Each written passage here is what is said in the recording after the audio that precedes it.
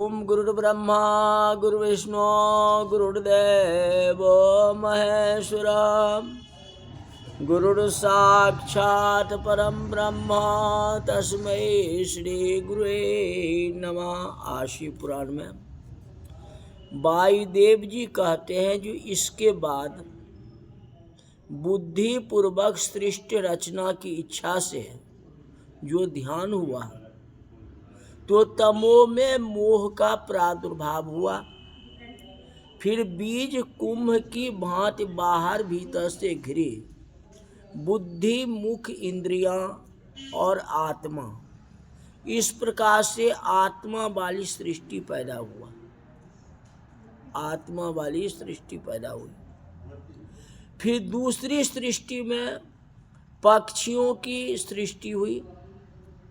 फिर तीसरा सृष्टि में ब्रह्मा जी ने देवताओं को उत्पन्न किया और चौथा सृष्टि मुख स्थान हुई। वह जो मानव सृष्टि कहलाई।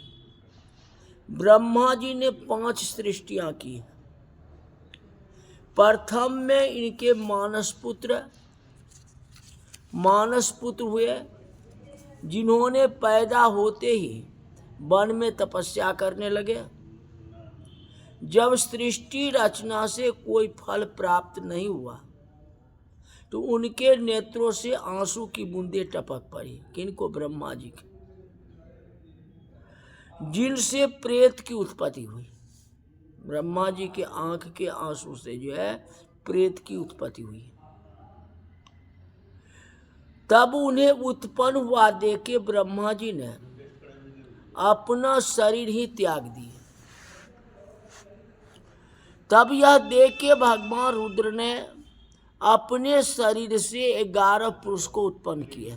जब ब्रह्मा जी अपने शरीर को त्याग दिए, जब सृष्टि नहीं हुआ तो स्वयं भगवान रुद्र ने अपने शरीर से 11 पुरुष उत्पन्न किए, जिसको रुद्र कहलाए।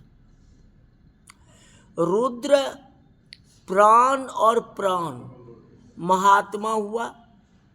शिव जी ने दया कर ब्रह्मा जी में प्राण का संचार कर दिया। वो तो प्राण को त्याग दिए, लेकिन शंकर भगवान तो सब कुछ है, तो शिव जी ने उनके शरीर में प्राण को संचार कर दिए तो उनके शरीर में फिर प्राण आ गए। तो ब्रह्मा जी उठ करके हाथ जोड़ के गंभीर वाणी से शिव जी से बोले कि हे महाभाग, मेरे मन को आनंद देने वाले आप कौन हैं? तो सुरेश्वर ने कहा कि मैं परमात्मा हूं, अब तुम्हारा पुत्र होकर के प्रकट हुआ हूं, और ये 11 रुद्र तुम्हारी रक्षा करने के लिए आए हैं। अब हमारे अनुग्रह से तुम मूर्छा को त्याग दो, अब फिर सृष्टि रचना करो। ऋषि बोले कि वायुदेव, सर्व समर्थ माहेश्वर जी ब्रह्मा के पुत्र किस प्रकार हुए, हमारे इस संशय को निवारण कीजिए। तो वायुदेव बोले कि मुनियों, महेश्वर जी ने जगत के निर्माण, पालन और संहार के लिए 3 देव को पैदा किया है। सब एक ही, लेकिन अलग अलग रूप बनाए। आपका है ना, नमो विश्व सृजे पूर्वम विश्वम तदन्न विभ्रते अथ विश्वस संहत्रे तुभ्यम अत्रेधा अस्थित आत्मने। देखने में लगता है तीनों अलग अलग है, लेकिन सब एक ही है, वही शिव है। एक दूसरे से बढ़ती होने से ईर्ष्या पैदा हुई। कहते वायुदेव कहते मुनियों, माहेश्वर जी ने जगत के निर्माण, पालन और संहार के लिए 3 देव को पैदा किए तो उन्हें एक दूसरे से बढ़ती होने की ईर्ष्या फैल गई। तो माहेश्वर जी के संतुष्टि के लिए वो लोग तप करने लगे, तो उनकी कृपा से प्राप्त करके सर्वोत्तम पद पाया।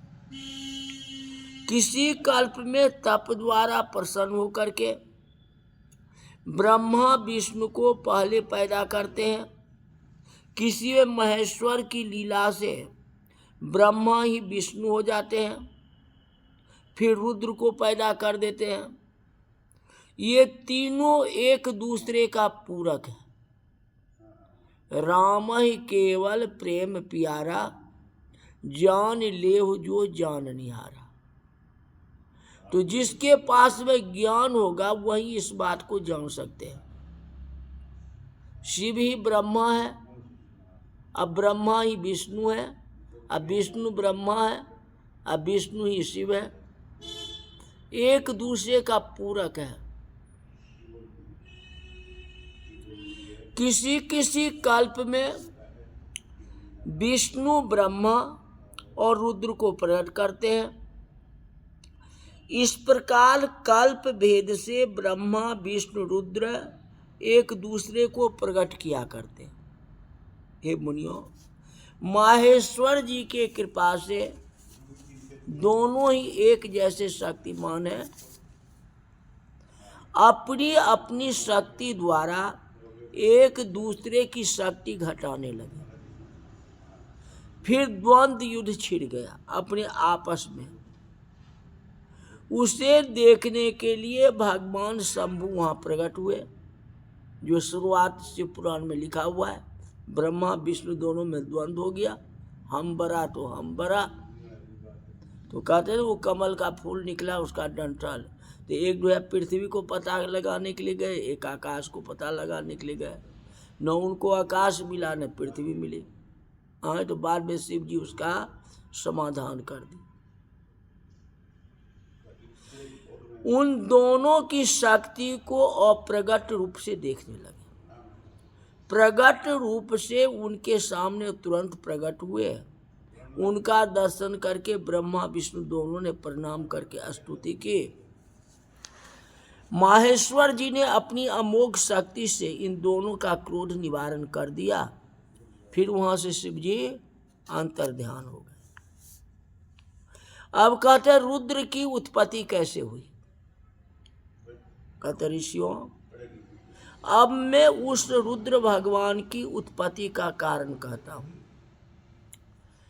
ब्रह्मा जी जब अंड से प्रकट हो करके कल्प में जब देखते हैं कि मेरी रची हुई सृष्टि बढ़ नहीं रही है, मेरी सृष्टि नहीं बढ़ रही है, तो अत्यंत दुखी हो जाते हैं। तो उनके दुख को मिटाने हेतु ही उन्हीं कल्प में महेश्वर की इच्छा से काल स्वरूप रुद्र भगवान पुत्र रूप होके ब्रह्मा जी से प्रकट हो जाते हैं। ब्रह्मा जी से भगवान शंकर की सृष्टि रचना कार्य के लिए कभी ब्रह्मा ने प्रार्थना की तो आपने अपने स्वरूप जैसे जटाधारी अनेक रुद्र प्रकट कर दिए। यह देख के ब्रह्मा जी ने रुद्र जी से प्रार्थना की कि हे रुद्र भगवान, हमें तो इस भयानक सृष्टि की आवश्यकता नहीं है जो आपने रचना की। यह सुन के भगवान शंकर बोले कि हे ब्रह्मदेव, मैं तो ऐसे ही प्रजा रचूंगा, मेरे को जैसी आती है वैसे ही रचूंगा। तो मेरे को जो समझ आई वैसे प्रजा को रच दिया। शंकर भगवान कहते हैं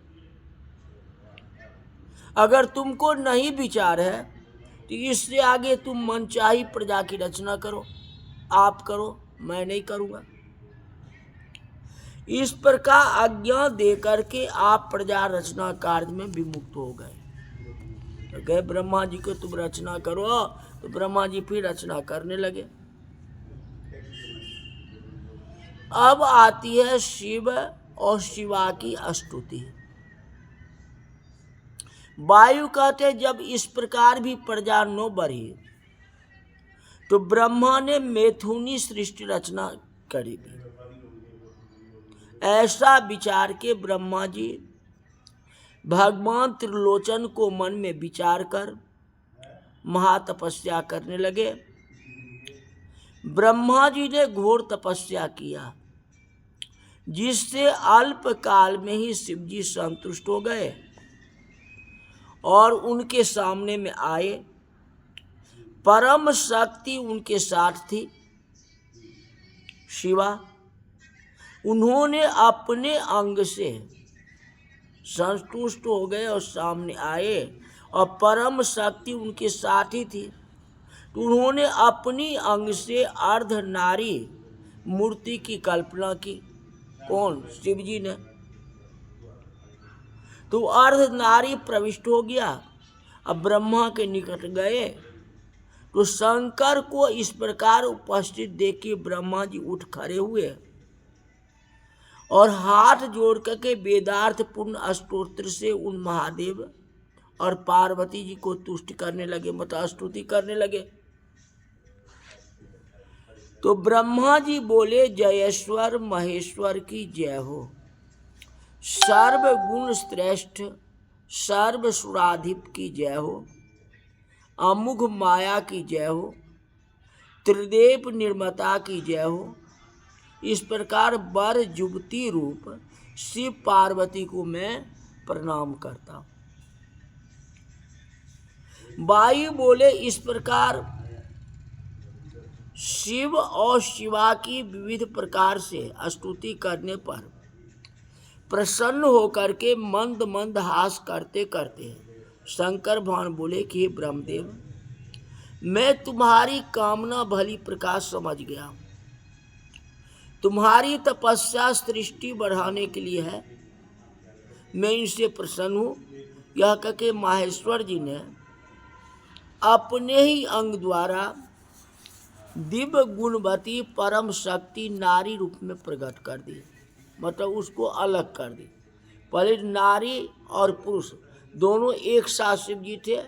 अब ब्रह्मा जी की तपस्या से, ब्रह्मा जी के कहते अनुसार उनमें से नारी को अलग कर दी अपने स्तर में। शिव जी के शरीर से ही नारी अलग हुई है, ठीक है ना, मतलब स्त्री और पुरुष हुए। तो उसे देख के ब्रह्मा जी प्रसन्न होकर हाथ जोड़ के नम्रता के साथ वो देवी से प्रार्थना करने लगी कि हे भगवती, मैं सृष्टि रचना के लिए ही महेश्वर द्वारा उत्पन्न हुआ हूँ। मैंने मन द्वारा देवता ऋषि आदि रच दिए, ऐसा करने पर भी सृष्टि नहीं बढ़ी। तो सृष्टि बढ़ाने हेतु अब आप संसारिक चाहता हूं, संसारिक सृष्टि चाहता हूं, जैसे संसार में होता है। यह तभी हो सकता है जब नारी की रचना हो। इसलिए आप अपने अंशांश द्वारा मेरे पुत्र दक्ष की पुत्री बनने की कृपा करें। रूप तो वही है, उमा है, ले लो, उमा ही है, ओ माँ, उमा। वो माँ जो है उनका कुछ नहीं है। उमा के अंश से पार्वती जी हुए, उमा के अंश से सती हुए, उमा के अंश से और हुए हैं बहुत, जिसने सृष्टि की रचना की। जैसे पार्वती माता, पार्वती से गणेश और कार्तिकेय। आखिर सृष्टि रचना करनी थी ना, आखिर क्या होता। ये उमा जो है वो अस्थिर बैठे हुए हैं, वह शिव जो है अस्थिर बैठे हुए हैं। ये शिव के अंश से 11 रुद्र हुए हैं जो कि लीला की है। वो शिव, वो शिव थे हुए न, शिव का अंश है जिससे कि सृष्टि की रचना हुई है। कहते आपके द्वारा सृष्टि बुद्धि को प्राप्त होगी। इस प्रकार ब्रह्मा जी की प्रार्थना सुन के प्रसन्न होकर देवी ने अपने भृगुटियों के मध्य से, उमा अपनी भृगुटी के मध्य से अपने जैसे तेज वाली एक शक्ति पैदा की। माहेश्वर जी ने उस शक्ति को देखा तो उससे बोली कि हे देवी, तुम तप द्वारा ब्रह्मा की आराधना करो और इनकी इच्छा पूर्ण करो। तब वह शक्ति माहेश्वर जी की आज्ञा स्वीकार कर ली। इस प्रकार ब्रह्मा जी को ब्रह्म रूप वाली शक्ति प्राप्त हो गई। फिर महाशक्ति श्री महादेव जी के रूप में समा गई। माहेश्वर जी भी अंतर्ध्यान हो गए। ऐसा हो जाने पर ब्रह्मा शक्ति ने तप करना आरंभ किया। फिर सिद्धि प्राप्त करके ब्रह्मा जी की इच्छा के अनुसार दक्ष के यहाँ जन्म लिया। वहाँ से हमारी सृष्टि रचना चलती है दक्ष प्रजापति से, जो कथा आपको कल बताएंगे। आज की कथा यही तक रही। बोले शंकर भगवान की जय।